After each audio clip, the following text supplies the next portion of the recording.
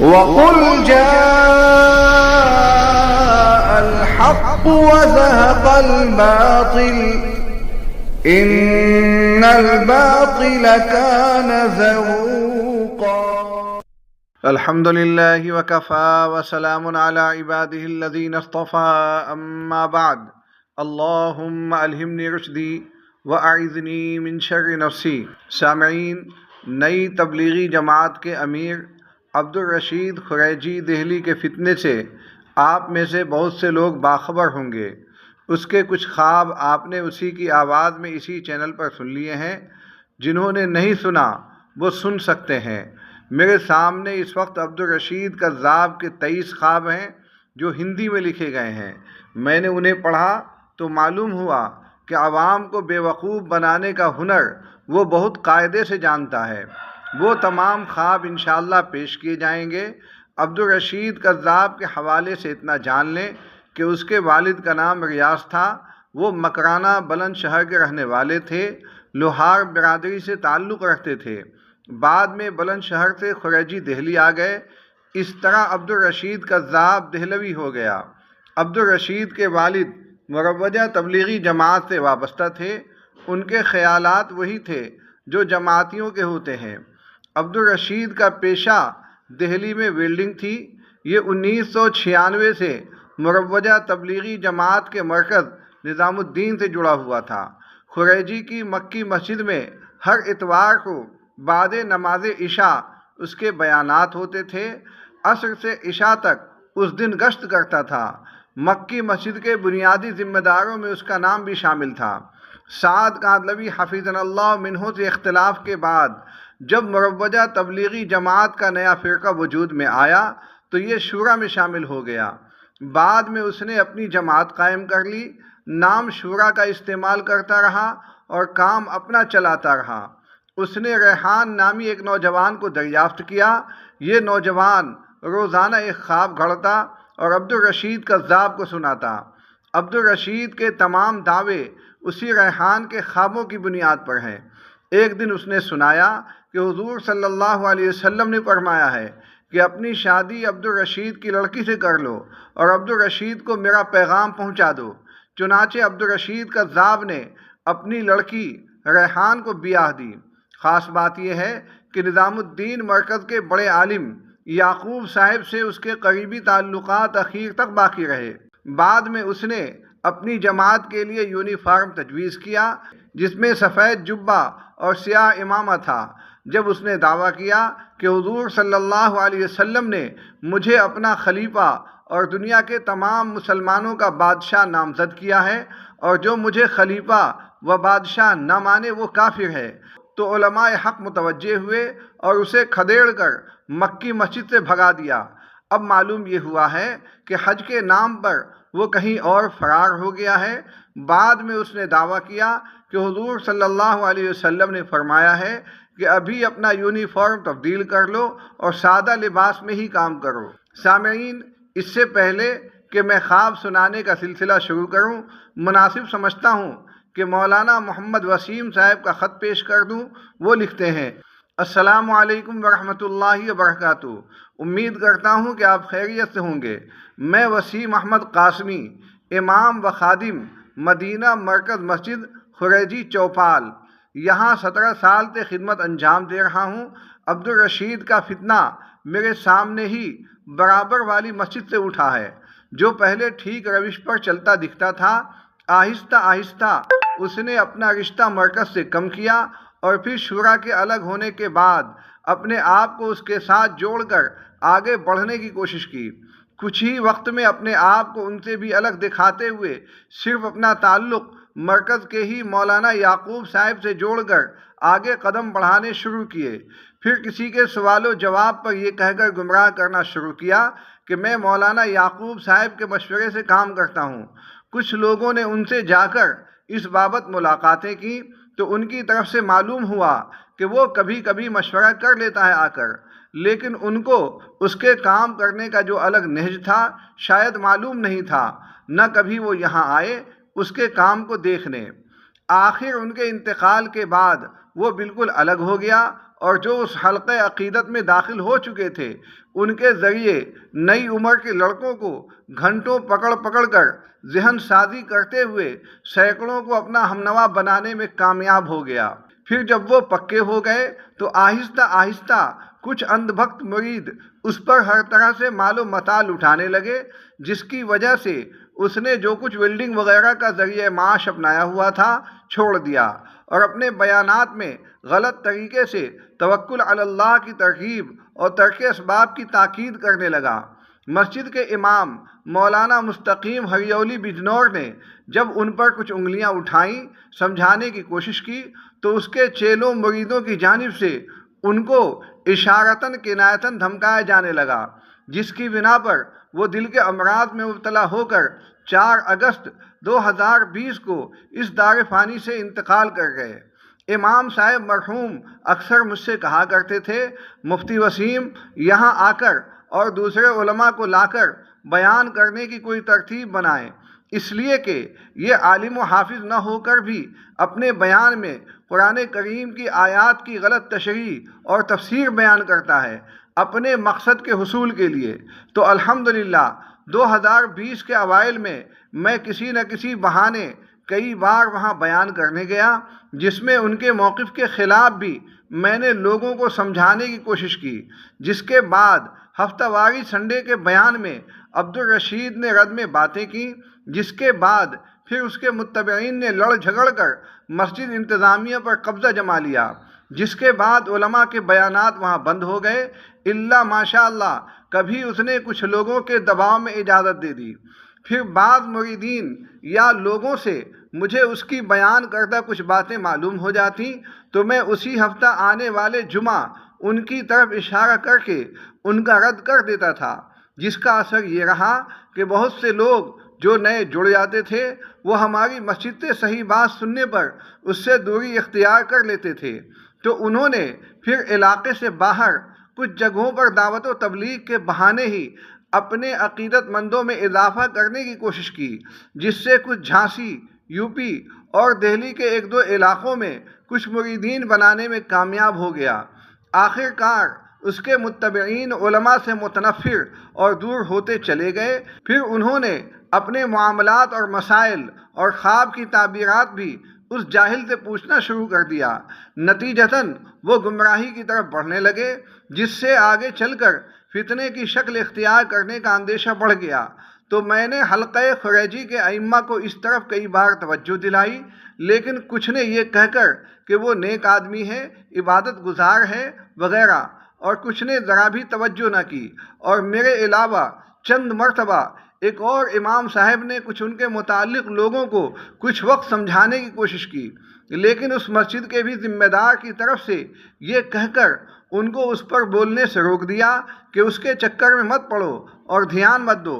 بس وہ آواز بھی کچھ دن میں خاموش ہو گئی، لیکن بفضلہ تعالی الحمدللہ میں 10 سال سے اس کے تعاقب میں لگا رہا، بولتا رہا، لوگوں کو آگاہ کرتا رہا اور سمجھاتا رہا، جس کے نتیجے میں وہاں مولانا مستقیم کے بعد آنے والے ائمہ نے، قاری صاحب نے بتایا کہ آپ کے بولنے سے بار بار اس کے متبعین منتشر ہوتے رہے اور اس کو اس اسٹیج تک پہنچنے میں بہت وقت لگ گیا، اور اب رمضان کے موقع پر ایک 17 سالہ نوجوان جو نہ پڑھ کر دے رہا تھا نہ کوئی کام، بس ہر وقت موبائل اور غلط اٹھ بیٹھ، نشہ، سگریٹ میں وقت گزار رہا تھا، وہ نوجوان کچھ رشتہ داروں کے کہنے پر عبدالرشید کے ساتھ اپنی خود ساختہ ترتیب والی جماعت میں چلا گیا، اور اس نے وہاں خواب دیکھنے شروع کیے، جس سے عبدالرشید نے اس کو اپنا قریبی بناتے ہوئے اپنے متبعین کو بھی اس کا مزید خیال رکھنے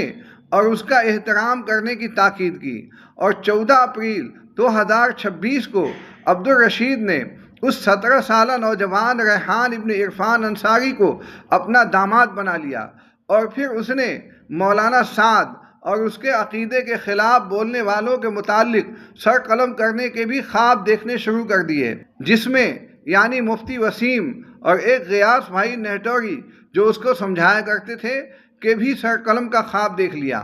جب رمضان یا اس کے قریب یہ خوابوں کا سلسلہ شروع ہوا تو خواب کی بنیاد پر متبعین کو نئے نئے احکامات دینے شروع کیے۔ کالی پگڑی اور سفید جبہ کا ڈریس کوڈ سب کے لیے لازمی قرار دے دیا۔ خواب میں کسی نے پان دیا تو پان کھانا اور کھاتے ہوئے بیان کرنا شروع کر دیا۔ خواب میں 3 پاؤں اور چوتھے پاؤں کے نیچے 3 کنسٹر دیکھا تو مسجد میں ایسی کرسی لا کر رکھ دی گئی۔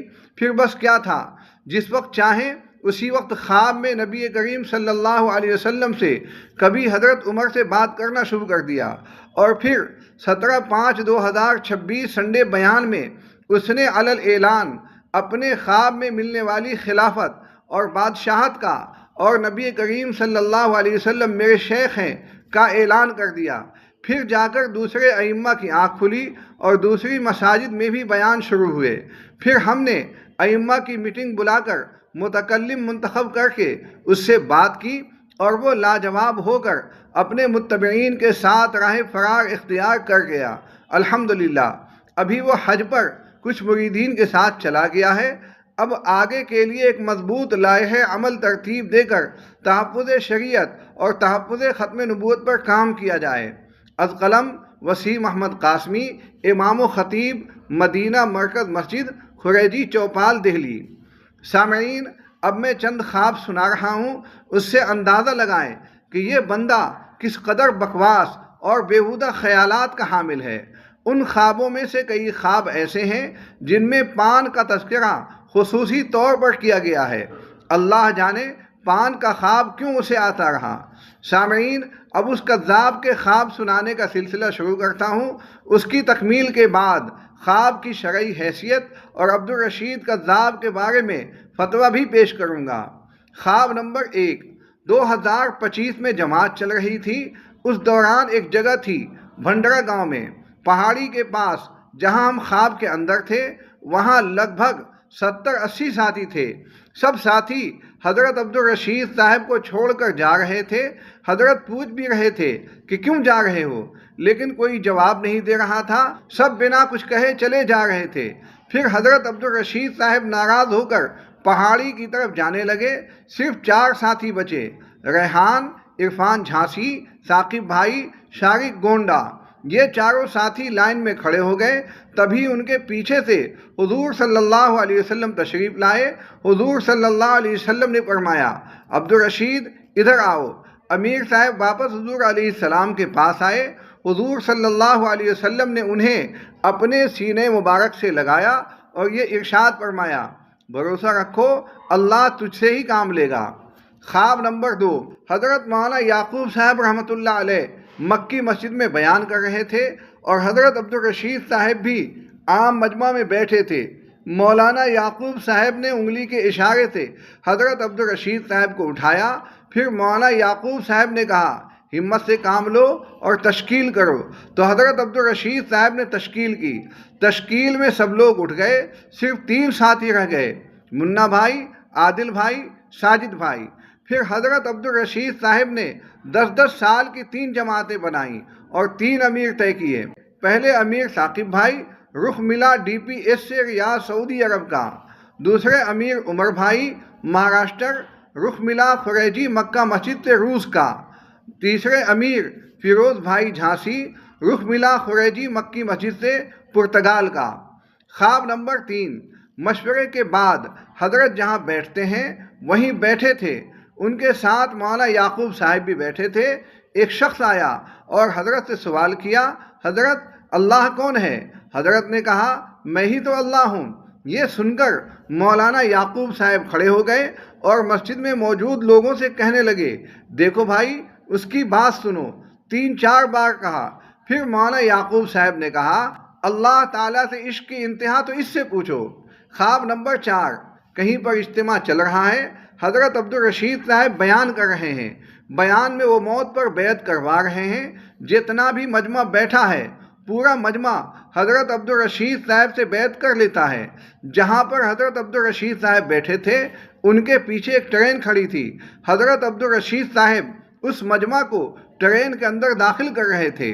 خواب نمبر 5، کسی جگہ پر گشت چل رہا ہے، حضرت عبدالرشید صاحب آرام کر رہے ہیں اور ریحان استقبال کے لیے کھڑا ہے۔ سامنے سے حضرت عمر ابن خطاب رضی اللہ تعالیٰ عنہ آتے ہیں وہ ریحان سے پوچھتے ہیں حضرت عبدالرشید صاحب کی جانب اشارہ کر کے، کیا یہی عبدالرشید ہیں؟ ریحان کہتا ہے جی یہی ہیں۔ خواب نمبر 6۔ پھر حضرت عمر بن خطاب رضی اللہ تعالیٰ عنہ نے ارشاد فرمایا، اس کی کچھ زندگی ہم سے میل کھاتی ہے، اس کی عزت کرو۔ حضرت عبدالرشید صاحب پیدل حج کے لیے جا رہے ہیں یا جماعت میں چل رہے ہیں۔ وہ مدینے کے گیٹ کے سامنے پہنچتے ہیں۔ گیٹ کے اندر دائیں طرف اور بائیں طرف عربی لوگ کھڑے ہیں جو حضرت عبدالرشید صاحب کا استقبال کرنے کے لیے ہیں۔ پھر حضرت عبدالرشید صاحب حضرت محمد صلی اللہ علیہ وسلم کے روضہ مبارک کے گیٹ کے سامنے پہنچتے ہیں۔ حضرت عبدالرشید صاحب روضہ مبارک کے اندر جانے لگتے ہیں۔ جو لوگ ان کے ساتھ تھے وہ رونے لگتے ہیں۔ حضرت عبدالرشید صاحب کہتے ہیں ابھی آ رہا ہوں مل کر۔ خواب نمبر 7۔